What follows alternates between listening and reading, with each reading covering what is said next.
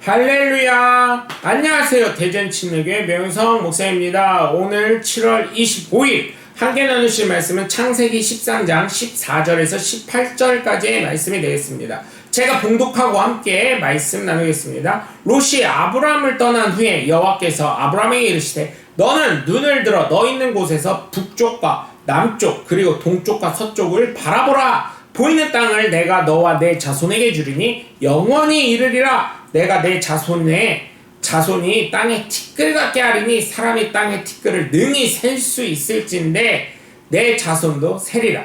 너는 일어나 그 땅을 종과 횡으로 두루 다녀보라. 내가 그것을 내게 주리라. 이에 아브라함이 장막을 옮겨 헤브론에 있는 마므레 상수리 숲에 이르러 거주하며 거기서 여호와를 위하여 제단을 쌓았더라. 아멘.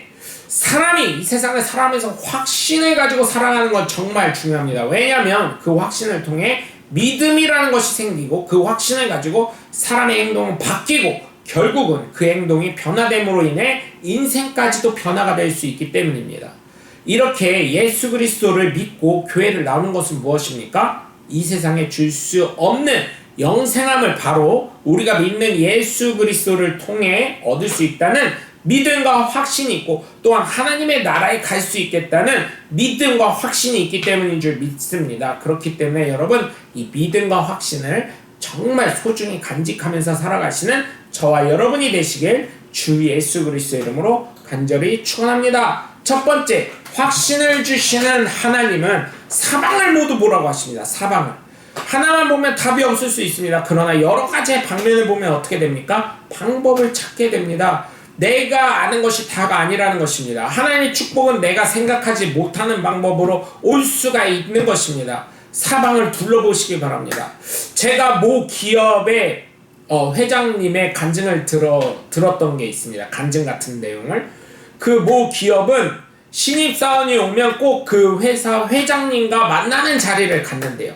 그 회장님과 만나는 자리를 가져서 회장님이 어떤 이야기도 좋으니까 편하게 이야기를 하라고 합니다. 특히 신제품 개발할 때 이 MZ세대, 지금 MZ세대들 있잖아요. MZ세대의 이야기를 잘 경청하신대요. 그래서 그들과 경청을 하면서 뭐가 필요한지, 어떤 디자인으로 해야 되는지, 어떤 색상으로 해야 되는지 그걸 잘 들으신 다음에 제품을 개발하신다는 거예요. 그럴 때마다 빅히트를 친다는 것입니다.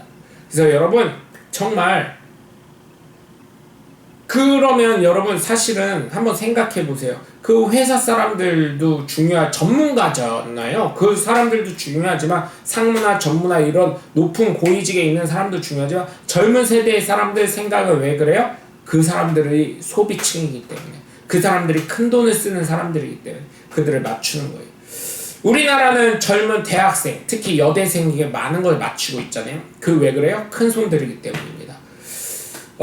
여러분 그렇기 때문에 그 회장님들조차도 MZ세대들 만나고 회의를 할 때 그렇게 하는 것처럼 하나님은 아브라함에게 눈을 들어 동서남북을 사방을 보라고 하신 것처럼 하나님의 방법대로 보라고 하신 것을 보는 것처럼 어떤 사람의 안 된 일이 눈을 들어 보는 순간 보이게 되는 그런 축복이 저와 여러분에게 넘치시길 주 예수 그리스도의 이름으로 간절히 축원합니다.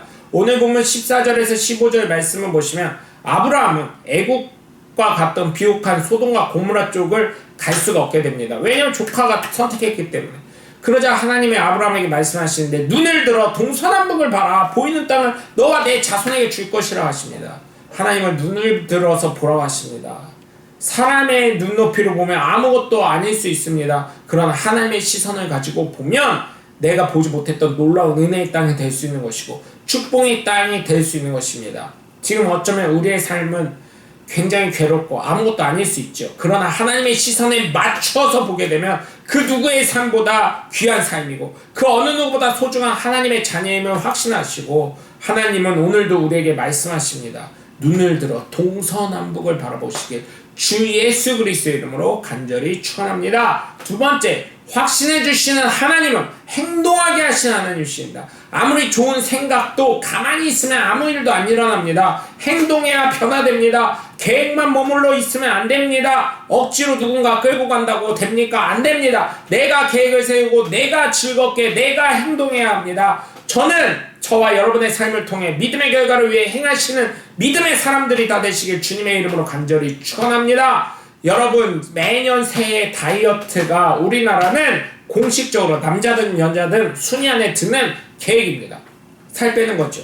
살을 빼려면 어떻게 합니까? 계획만 세우면 안 됩니다. 식단도 조절해야 되고요. 운동도 해야 되고요. 살을 뺄 수 있는 여러 가지의 노력을 기울여야 돼요. 그냥 계획표만 보고 있다가 가만히 앉아있으면 살 뺄 수 없습니다. 그러니 여러분, 살 빼기 위해서 행동하는 것처럼 믿음의 사람이라면 정말 로마서 14장 18절에 있는 것처럼 하나님을 기쁘시게 하며 사람들에게도 칭찬받을 수 있는 저와 여러분이 되시길 주 예수 그리스도의 이름으로 간절히 축원합니다. 오늘 보면 16절에서 17절까지 보면 땅에 티끌처럼 하는데 여기서 셀 수 있다고 했는데 티끌을 어떻게 세요? 못 셉니다. 하나님 빼고는요. 그만큼 해주신다는 거예요.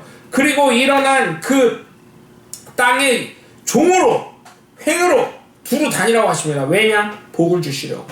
여러분, 그렇기 때문에 실천할 신앙이 돼야 하는 것이고 말로만 계획으로만 과거에만 묶여 살지 마시고 앞으로 되어지고 하나님께서 주실 축복을 바라보시면서 기대하시면서 실천하는 믿음의 사람들 되시길 주 예수 그리스도의 이름으로 간절히 축원합니다. 세 번째로, 확신을 주시는 하나님은 예배를 받으십니다. 예배는 생활화돼야 합니다. 무엇을 하던 예배로 시작하시길 바랍니다. 이렇게 하는 이유는 하나님의 인도하심이 넘쳐나심을, 개입하심이 넘쳐나심을 바라는 것입니다. 내 힘이 아니라 하나님께서 앞서달라는 거예요. 왜 세상 사람들이 개업을 한다든지 나름 무슨 일을 할 때 고사를 지냅니까? 돼지 머리 놓고 거기에다 돈 돼지 코에 꽂아놓고. 왜 그렇게 해요? 신앙적인 모양도 있지만 그 고사를 지내는 것은 돈을 내기 위한 한 가지 방법이지만 잘 되게 해달라는 것이에요. 그러나 우리는 예배를 드림으로 인해 하나님께서 앞서 행하시고 인도하시고 책임져 달라는 나의 신앙 고백인 줄 믿으시길 바라요.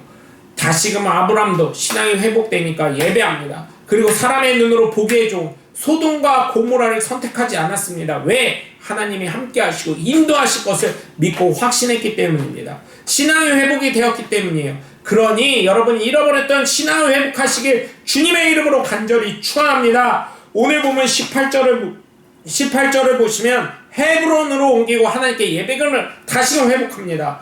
여러분, 다시금 예배를 회복하시고 믿음을 세우시고 성령에 충만한 사람이 되시길 바라요.